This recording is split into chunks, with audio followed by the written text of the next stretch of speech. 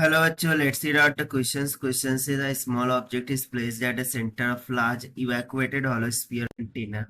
Assume that the container is maintained at 0 degree Kelvin.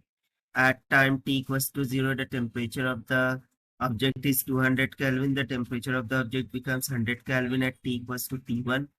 And at 50 Kelvin, assume that the object and the container to be ideal black bodies. The heat capacity of the object does not depends on temperature. So we need to find the ratio of T2 divided by T1. तो चलिए फिर start करते हैं हम solution से. But before of it, let's talk about the key concept which we are going to use here for this question. So since we remember that formula number first, the amount of heat loss or heat gain this can be given by the formula Q is equals to m into s into delta T, जहां पर m मास होगा, s specific heat capacity और delta T change in temperature को represent करेगा.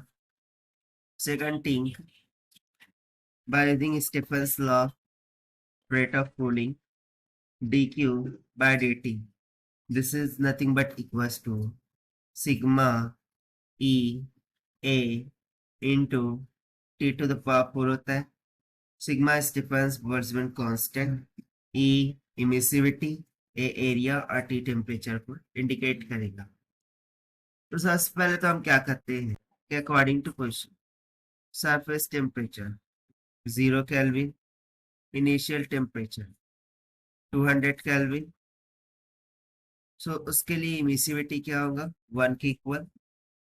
सो by using the formula amount of heat released or loss, this will be equals to Q is equals to m into s into delta t.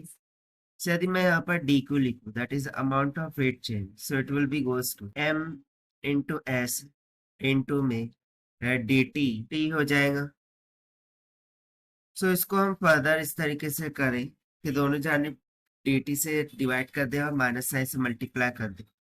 so हो जाएगा minus में dq by dt, this will be equals to minus of m into s into dt by dt. so देखिए basically यहाँ पर correction कीजिए, यहाँ पर एक निगेटिव साइन होता है जो कि इस बात को इंडिकेट करता है कि जो बॉडी है वो कूल डाउन हो रही है. सो फिर इसको हम फॉर्मूला नंबर 2 से इक्वेट कर सकते हैं.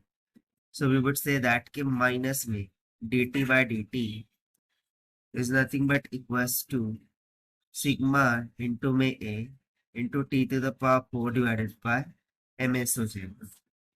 Now taking the dt to that side and integrating on both sides, will get sigma a divided by m into s, और यहाँ पर हो जाएगा integral of dt where time will go from t to t final, यानी कि initial to final. This will be equals to negative initial temperature to final temperature d of t divided by t to the power 4. So integration कर लेते हैं. फिर ये हो जाएगा sigma a divided by ms into the bracket tf minus में ti, this is equals to negative of 1 by t to the power 4. इसका integration क्या आ जाएगा, 1 by माइनस का 1 by 3 बाहर निकलेगा. सो देखिए minus minus will get plus 1 by 3 and into the bracket हो जाएगा 1 by t का क्यूब. सो हम फाइनल लिमिट भी रख देंगे और इनिशियल लिमिट भी रख देंगे. सो ये कुछ इस तरीके से आ जाएगा. Correct. Now we will put the values. So sigma by a by ms. सो बेसिकली ये जो इक्वेशन आई है ये अब हम according to the question initial और फाइनल केस के लिए अप्लाई करते हैं. ठीक है, तो इनिशियल कितना था 200 केल्विन, फाइनल कितना है 50 केल्विन. सदी 200 के लिए t इक्वल्स टू t1 था, तो माना कि 50 के लिए t इक्वल्स टू t2 हो. सो इन दोनों के लिए हम इक्वेशन अप्लाई करते हैं और उसको डिवाइड भी करेंगे. सो ये सिंपली क्या हो जाएगा, T1 माइनस में इनिशियल तो 0 था, देखिए ये देखिए T equals to 0 divided by sigma by m into S, second case के लिए T2 माइनस में 0 हो जाएगा, because with respect to the initial we have applying this, तो यहाँ पर हो जाएगा 1/3 into the bracket. So when time t is equals to T1, जो टेम्परेचर है वो कैसे था, तो फाइनल टेम्परेचर हो रखा था 100 केल्विन के इक्वल, सो 100 का क्यूब माइनस में इनिशियल टेम्परेचर था 200 केल्विन के इक्वल, ठीक है, divided by when time t is T2, तो उस टाइम पर टेम्परेचर देखिए, फाइनल टेम्परेचर कितना हो गया 50 केल्विन, मैंने यहाँ पर दिखाया भी है, सो हो जाएगा 1/50 का होल क्यूब माइनस में 1 बाय इनिशियल कितना था 200 का होल क्यूब।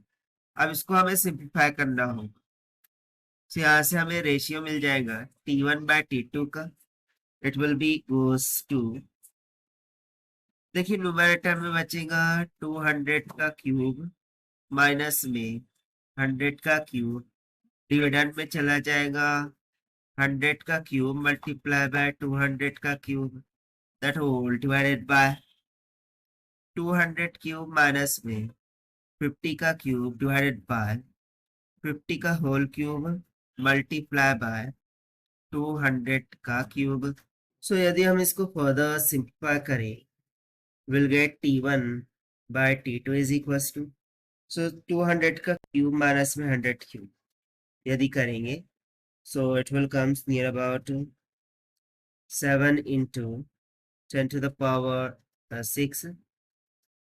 अच्छा यहाँ पर 100 क्यूब है, 200 क्यूब है, so ये 200 क्यूब तो कैंसिल आउट हो जाएगा, अब बचा 100 cube divided by the 50 cube, so वो तो 8 के इक्वल आ जाएगा, सो उसको हम बाहर निकाल लेंगे, that is 1/8, and now 200 cube minus 50 cube, this will be equals to 787,5,000। So देखिए 3 जीरो से यहाँ से 3 जीरो कट जाएगा, ये बचेगा 7,000, सो यहाँ से मिल जाएगा T1/T2 is equals to 7,000 divided by 7,875 multiply by 1/8, but हमें तो रेशियो T2/T1 का चाहिए, so this is equals to 7,875 divided by 7,000 multiply by 8 हो जाएगा, so on dividing this